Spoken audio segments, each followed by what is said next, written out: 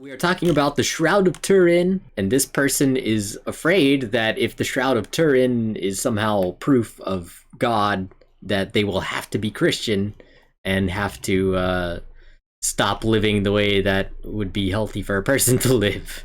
And this commenter says, I'd encourage you to take a more skeptical stance with claims like this. Listen to those who have critically examined the Shroud and found it to be a false narrative. Unless somebody produces incontrovertible and very clear evidence that something is true, we can easily assume that it is false. And we don't have to do any work to prove that it's false because the evidence isn't there to begin with.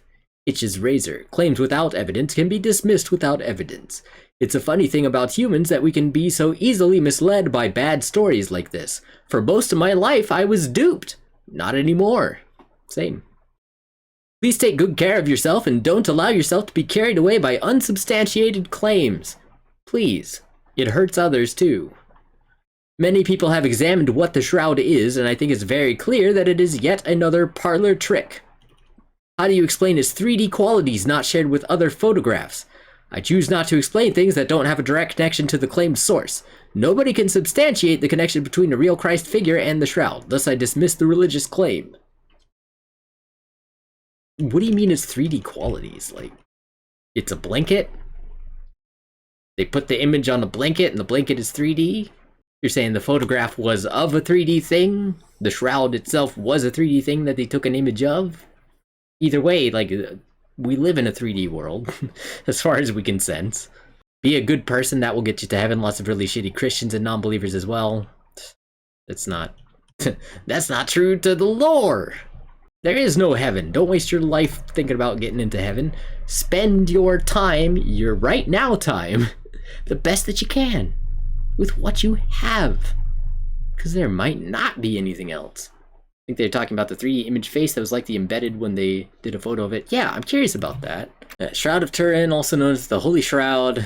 Length of linen cloth, bears a faint image on the front and back of a naked man. Because details of the image are consistent with traditional depictions of Jesus of Nazareth after his death by crucifixion, the shroud has been venerated for centuries, especially by members of the Catholic Church as Jesus' shroud upon which his image was miraculously imprinted.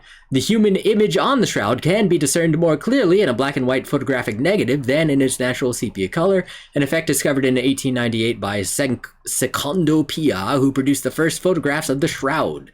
And so we got here, one just looks like a piss stain, but if you liven it up, could be a guy, that could be a guy's face.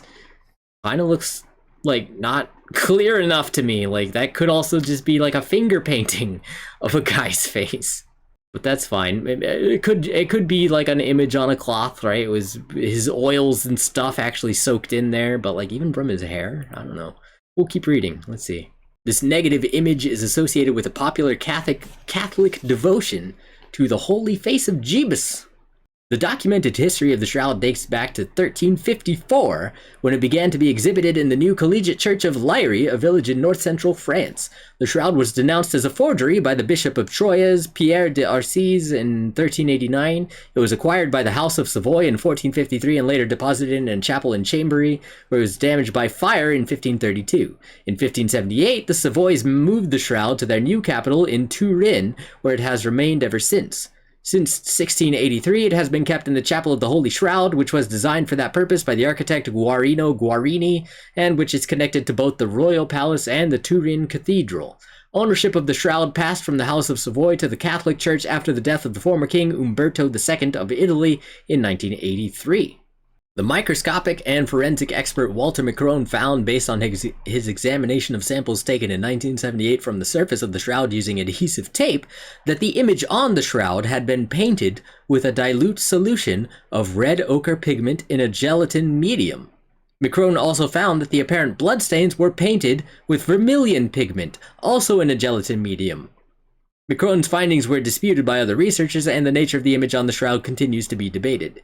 In 1988, radiocarbon dating by 3 independent laboratories established that the shroud dates back to the Middle Ages, between 1260 and 1390. Yeah, it's bullshit. The nature and history of the shroud have been the subjects of extensive and long-lasting controversies in both the scholarly literature and the popular press. Although accepted as valid by experts, the radiocarbon dating of the shroud continues to generate significant public debate. Defenders of the authenticity of the shroud have questioned the radiocarbon results, usually on the basis that the samples tested might have been contaminated or taken from a repair to the original fabric. Such fringe theories, which have been rejected by most experts, include the medieval repair theory, the biocontamination theories, and the carbon monoxide theory. Currently, the Catholic Church neither endorses nor rejects the authenticity of the shroud as a relic of Jesus. Yeah, because they're cowards. They're cowards who let you believe any lie that you want as long as you're lying. Lies are what benefit them. I think it's real. I just don't know who that person was. It sounds like it was paint. It sounds like it was painted in the medieval times. Like, it sounds like it's not even blood. I believe it's a real shroud that somebody painted a dead guy to look like Jesus on in the Middle Ages. Some 1200 years after Jesus died. Or if it's that thing, forgot the name of it, where you see faces and images. Pareidolia. Yeah. I don't know if I'm pronouncing it right, but that's the word. But no, I think it was painted to look like a face. That is what all the evidence suggests. But yeah, I guess that's it for the shroud.